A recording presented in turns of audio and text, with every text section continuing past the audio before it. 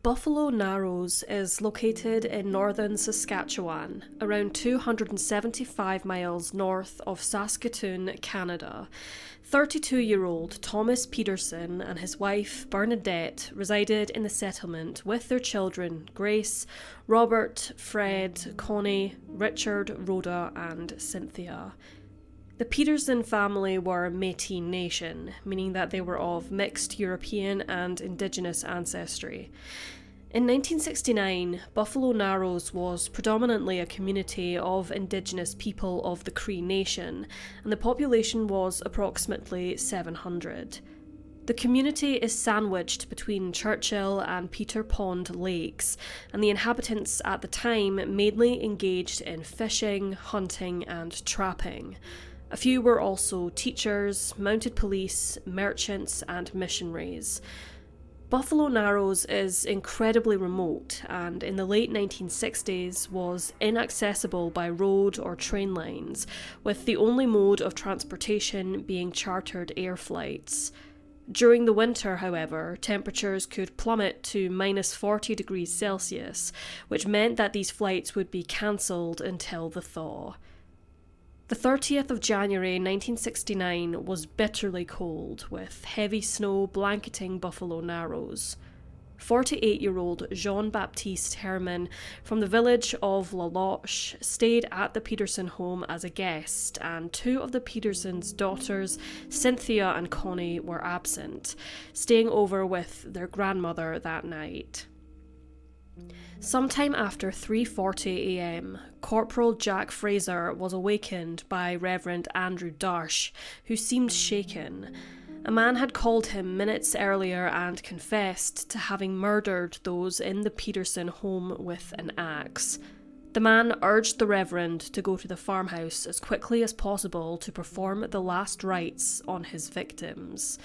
Together, Darsh and Fraser quickly headed to the residence of RCMP Constable Walter Tucker. The trio then travelled to the Pederson farmhouse, where they made a gruesome and gut-wrenching discovery. The walls were completely blood-spattered and the home lay silent. Thomas and Bernadette lay in their bed with, quote, the upper parts of the bodies completely saturated with blood, and their heads were reported as being, quote, very mutilated. Thomas had passed away, however, Bernadette was clinging on to life. Leaning against their bedroom wall was a blood-soaked, long-handled fire axe with human hair stuck on it. Family friend Jean-Baptiste Herman was found in the living room, lying on his back, also deceased. Further investigating the house, the trio discovered the bodies of 4 children: 8-year-old Grace, 5-year-old Robert, 4-year-old Richard, and 2-year-old Rhoda. 7-year-old Fred Pederson had suffered minor head injuries, and he would go on to become the sole survivor of the attack. Sadly, his mother, Bernadette, succumbed to her injuries a few hours after being found. It was reported that 2 dogs were present in the property and then removed. However, it is not known what condition the animals were in and what happened to them. The investigation began, and it quickly became apparent who was responsible for the murders. 19-year-old Métis labourer Frederick Moses McCallum was found in his mother's Buffalo Narrows home drinking a cup of tea after the slayings by Corporal Jack Fraser, who had been contacted by Reverend Darsh after McCallum had called him to confess. The encounter with McCallum was explained further by Fraser, who stated that he walked up to McCallum and put him under arrest. He responded by saying, quote, "Sure, I killed them. So what?" He also told the police, quote, "I was going to get you with an axe tonight too. I'll kill you when I get out." He pleaded not guilty to the murders. Dr. Frank Coburn interviewed Frederick McCallum and determined that he was suffering from a mental illness. McCallum recounted the killings, stating, quote, "I was in sort of a trance, like a dream." Further saying, "I was dazed and I ran to Tommy and he was dead too. I don't know what I'd do to the guy if I ever caught him. He chillingly concluded, quote, I looked in the mirror to see if it was myself. I brought the axe up. I tried my damnedest to stop. I couldn't stop. He was diagnosed as being schizophrenic by Dr. Coburn after McCallum further told him that he would hear voices and hallucinate. He was also paranoid that when listening to radio shows that when the hosts spoke about criminal cases, he was the criminal they were talking about. He confessed in the past that he had fantasies about killing. Coburn said he asked McCallum about the infamous Victor Hoffman, who 2 years prior had been responsible for an eerily similar crime. The 1967 Shell Lake murders, which became one of Canada's deadliest mass killings, was located in the same region as Buffalo Narrows. A 21-year-old farm labourer, Victor Ernest Hoffman, killed multiple members of the Pederson family, not to be confused with the Pedersons of Buffalo Narrows. On the 15th of August, after driving with no destination in mind, Hoffman passed a rural farmhouse, where he later testified voices in his head told him to carry out the murders on the residents, who he had never met. He shot and killed 9 family members: Jean, Dorothy, Mary, Colin, Pearl, Larry, Evelyn, William and James, yet he spared 4-year-old Phyllis Peterson for reasons unknown. She was the sole survivor of the attack. Her 19-year-old sister, Kathy, had recently moved to her marital home, and following the murders, she raised her sister. Hoffman was diagnosed as being schizophrenic and hallucinated about angels and devils, and had experienced impulsive thoughts regarding killing. He was found not guilty of murder by reason of insanity and was committed to an institution.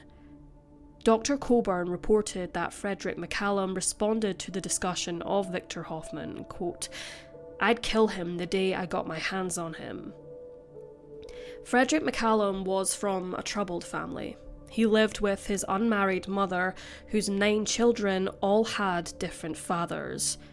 It is not known if he had any kind of relationship with his biological father, or even if he knew the identity of his father. His mother was a drunkard who lived on state benefits. The children were not cared for, with McCallum recalling that his mother would desert him out in the cold with inadequate clothing for the weather, and more often than not, the family would go hungry. Frederick was then taken into the care of the Department of Welfare, and he went from foster home to foster home, where he frequently ran away. He was unhappy for most of his childhood, until he found a home in Swift Current in southwestern Saskatchewan, where he felt loved and accepted. He did, however, suffer with loneliness and missed the north of the country. Over 600 people attended the funeral for the 7 victims, which took place in the Buffalo Narrows Town Hall. 7-year-old Fred Pederson remained in a serious condition at Saskatoon Hospital and was unable to attend the service and say his final farewells. In autumn of 1969, Frederick McCallum was put on trial for the murders, having originally been charged with 7 counts of non-capital murder. He was instead charged with 2 counts of non-capital murder for Thomas Pederson and John Baptiste Herman. There was a delay in proceedings after there was controversy over having an all-white, all-male jury in a case involving Indigenous people. After the dust settled, it took 4.5 hours of deliberations for the jury to return a verdict. Frederick McCallum was found not guilty by reason of insanity. He was placed in the Provincial Correction Centre, and in 1970, it was reported that he had been moved to the maximum security prison, Saskatchewan Penitentiary, at Prince Albert at the recommendation of a psychiatrist who had evaluated McCallum and deemed him of sound mind and was no longer mentally ill. CBC released an article in 2019 on the 50th anniversary of the murders, where Cynthia and Connie, who were at their grandmother's on that fateful night, discussed how their lives were impacted by the tragedy. They were briefly taken into care but soon returned to living with their beloved grandmother. They created a GoFundMe page to raise funds to refurbish their family's headstone, which was a successful campaign. The sisters explained that they felt lost after the murders. When the Shell Lake murders happened in 1967, the surviving child, Phyllis, was taken under the wing of her 19-year-old sister, Kathy, who received a lot of support and gifts from the community. Cynthia and Connie, however, received little support from authorities and wider communities, and felt at a loss for the lack of attention the case got in comparison. They still live in Buffalo Narrows, as does the family of Frederick McCallum. Rumours have circulated that Frederick has been in the town on several occasions, and whenever the McCallum family has gatherings, Cynthia and Connie lock their windows and doors. Their brother, Fred, known as Donnie, committed many crimes in his life, with his main goal being to get admitted into the same prison as Frederick McCallum, hoping to confront his family's killer. Sadly, Don lost his life in a car accident. Reports from 1970 suggested that McCallum was transferred to an institution located in Ontario. In the 1990s, newspapers reported that he was released from prison in 1989 after 20 years of incarceration, under the condition that he was not to step foot in Saskatchewan. As of 2023, Frederick McCallum's current whereabouts are unknown.